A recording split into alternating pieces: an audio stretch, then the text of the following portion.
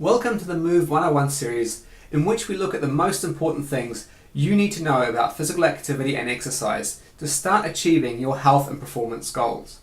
In this module, we'll go over some of the jargon or specialized language used in the fields of physical activity and exercise. Jargon that is used by exercise scientists, sports medicine specialists, and also by trainers and coaches. The problem is that with something like physical activity and exercise, much of the jargon sounds really familiar. Professionals assume you know what they mean when they write exercise programs and exercise-related articles. Exercise jargon does sound so familiar, but jargon always takes normal words and gives them precise meanings. That can cause confusion, and confusion when it comes to something like exercise can get in the way of good results and even increase the chance of injury. So let's look at some of the key terms and principles that help define exercise. The World Health Organization defines physical activity as any bodily movement produced by skeletal muscles that requires energy expenditure. In other words, the term physical activity really covers anything that involves you moving your body. So one person's general physical activity may be another person's intense exercise. Exercise itself falls under physical activity and has been defined as activity requiring physical effort carried out to sustain or improve health and fitness. In other words, exercise is intentional physical activity done to improve how well you function in one or more ways. But what is fitness? Fitness means different things to different people. That's because there are different types of fitness. If you think broadly about the word fitness, you might come to the conclusion that what matters is being fit for purpose. Whether that's wanting to be able to safely pick up and carry a package or some groceries, being able to keep up with your children or grandchildren, or being more competitive in your chosen sport. You want to have the exercise you do complement your goals while keeping you healthy. Fitness can come in the form of endurance, strength endurance, absolute strength, power and speed, flexibility, and balance and coordination. To get the results you want from exercise, it helps to be aware of the characteristics that define exercise, like frequency, intensity, time, and type. These are easiest to remember if you consider that they spell fit. We'll start with type. Mostly physical activity, and especially exercise, are divided into aerobic and anaerobic. Aerobic means with oxygen, and anaerobic means without oxygen. These refer to how your body generates the energy needed to do that activity. Our bodies are much more efficient generating energy using oxygen, but it takes a little longer. So when you need lots of energy really quickly, the body can generate some energy without oxygen. Think sprinting versus walking. There are two classes of aerobic training, continuous and intermittent or interval. With continuous training, you warm up and go for the duration. With intermittent or interval training, you warm up and then do several rounds of an activity with some sort of recovery in between rounds. Anaerobic training covers sprinting, speed training and power training, as well as strength training.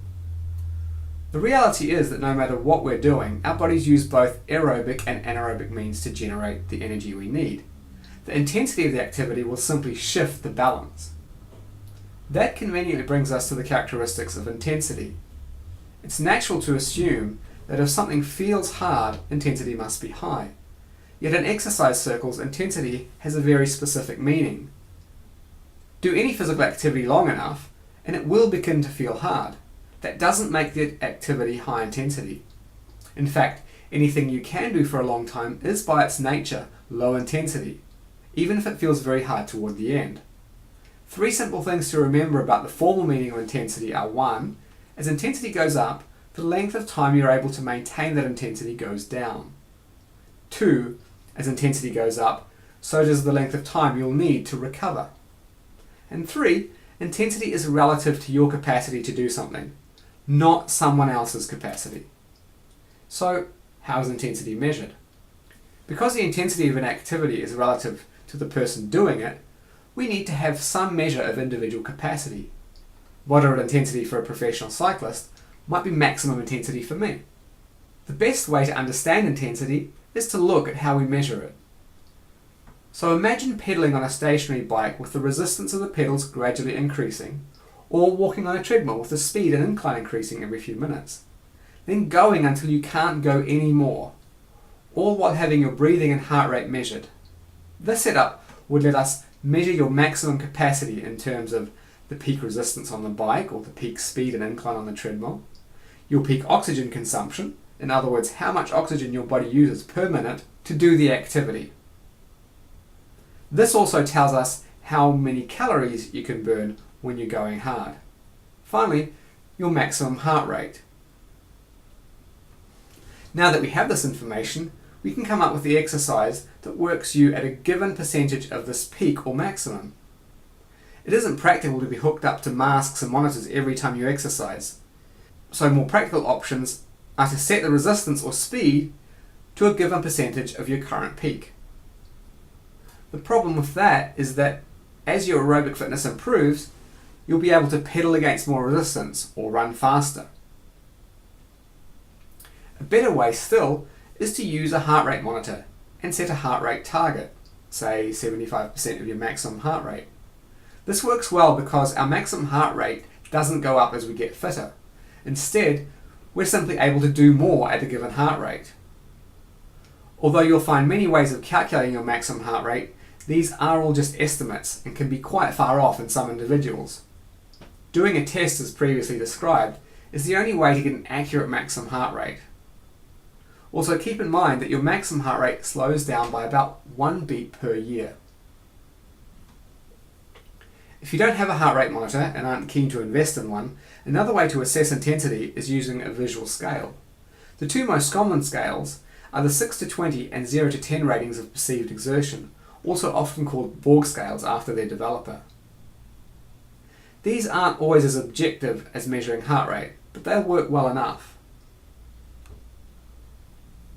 Although others might use slightly different numbers, this table gives you a good idea of how the scales compare and what can be classed as low, moderate and high aerobic intensity.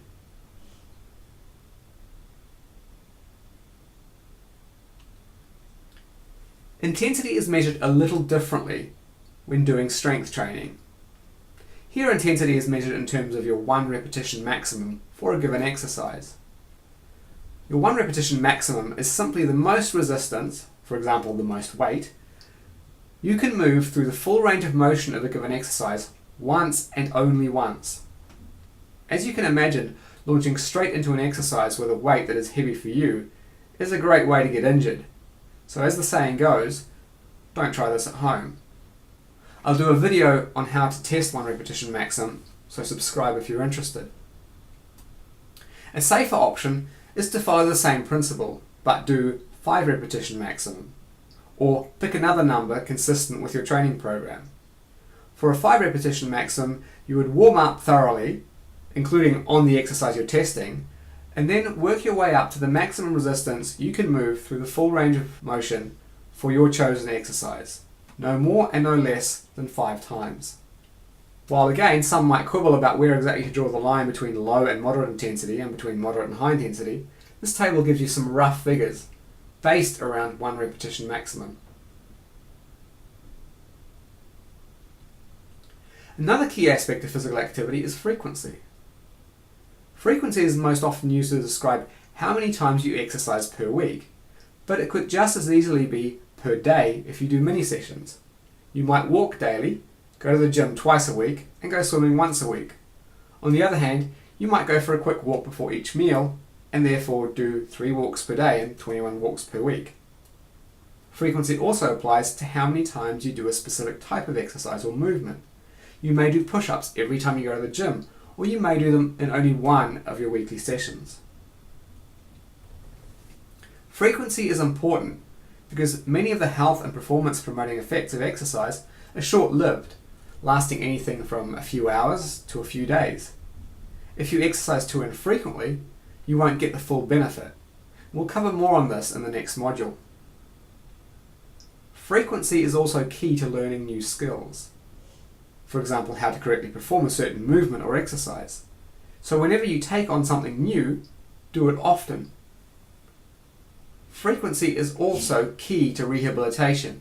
Every time you do your rehab exercises, you're not only teaching yourself the movement, but you're also getting blood and nutrients to the injured area to help it heal.